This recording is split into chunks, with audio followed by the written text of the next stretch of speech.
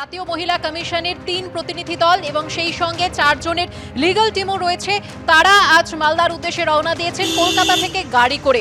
ঐশী মুখোপাধ্যায় এই নিয়ে বিস্তারিত জানাবেন। ঐশী, দেখো সুকন্যা, মুর্শিদাবাদ কাণ্ডে স্বতঃপ্রণোদিতভাবে তদন্ত করার সিদ্ধান্ত নিয়েছে জাতীয় মহিলা কমিশন। সেই মর্মেই কিন্তু চেয়ারপারসন যিনি রয়েছেন বিজয়া রাহাতকার, তার নেতৃত্বে একটি প্রতিনিধি দল গঠন করা হয়েছে। ক্যান্সারে নেই আর ভয়, NCRI হবে এর জয়। আপনাদের ভরসা নেতাজি সুভাষচন্দ্র বোস ক্যান্সার হসপিটাল। যে দলে দুজন বাঙালি সদস্যকে রাখা হয়েছে, অর্চনা মজুমদার এবং আরেকজন বাঙালি প্রতিনিধি শিবানী দেকে রাখা হয়েছে, কারণ তারা যাতে ভাষাগত দিকটাকে বিষয়টিকে মাথায় রেখে, অর্থাৎ যেখানে যাবেন তারা মালদা এবং মুর্শিদাবাদ দুই জায়গাতে বাঙালিরা বসবাস করেন, সেই বাঙালি যারা অশান্তি কবলিত এলাকায় রয়েছেন তাদের কাছ থেকে সরাসরি সেই দিনের ঘটনা এবং কিভাবে তারা নিপীড়িত হয়েছেন তা শোনার জন্য দুজন বাঙালি প্রতিনিধিকে রাখা হয়েছে। এরই সঙ্গে 4 জনের একটি বিশেষজ্ঞ দল যাচ্ছে তাদের সঙ্গে, তাদেরকে সহযোগিতা করার জন্য, যেখানে আইনজ্ঞরা রয়েছেন।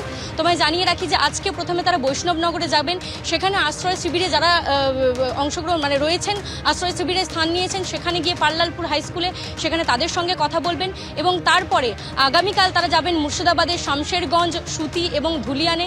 সেখানে গিয়ে লোকাল অফিসিয়ালস যারা রয়েছেন, জেলা শাসক এবং পুলিশ সুপার, তাদের সঙ্গেও তারা বৈঠক করবেন এবং তারই সঙ্গে সেই যে অশান্তি কবলিত এলাকা রয়েছে, যেখানে সাধারণ মানুষ যেভাবে নিপীড়িত হয়েছেন, মহিলারা যে অভিযোগ করেছেন এতদিন ধরে, যেভাবে তারা সেই দিন যে অশান্তির সম্মুখীন হয়েছিলেন, সেই যারা সাক্ষী হয়েছিলেন সেই ঘটনা, তাদের কাছ থেকে কিন্তু সরে জমিনে খতিয়ে দেখতে, তাদের মুখ থেকেই সে কথা শুনতে আজকে জাতীয় মহিলা কমিশন কলকাতা থেকে রওনা দিল মালদার উদ্দেশ্যে। প্রথমে বৈষ্ণবনগর এবং আগামীকাল তারা মুর্শিদাবাদে পৌঁছাবেন শামশেরগঞ্জ, সুতি এবং ধুলিয়ানে।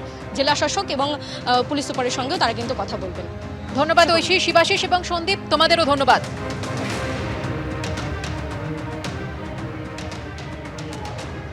জাতীয় মহিলা কমিশনের চেয়ারপারসন তিনি কি জানিয়েছেন তাদের কর্মসূচি নিয়ে শোনাবো।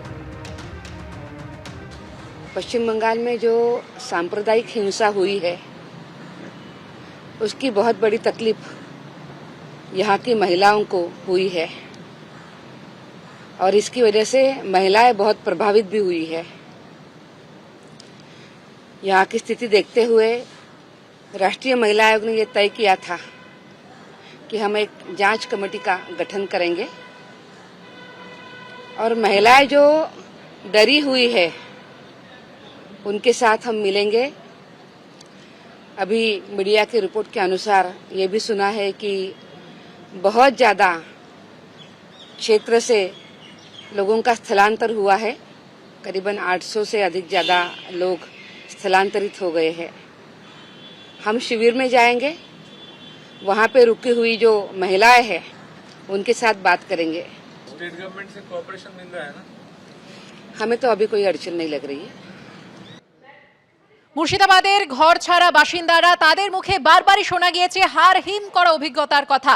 শয়ে শয়ে মানুষ ঢুকেছিল তাদের বাড়িতে এবং কিভাবে প্রাণ ভয়ে পাঁচিল টপকে পালাতে হয়েছে তাদের, এবং সেই সঙ্গে চোখের সামনে দেখেছেন জ্বলে পুড়ে খাক হয়ে গেছে তাদের বাড়িঘর, দোকানপাট। ভয়ে তারা আশ্রয় নিয়েছেন মালদায়, কেউ বা আশ্রয় নিয়েছেন পড়শি রাজ্য ঝাড়খণ্ডে।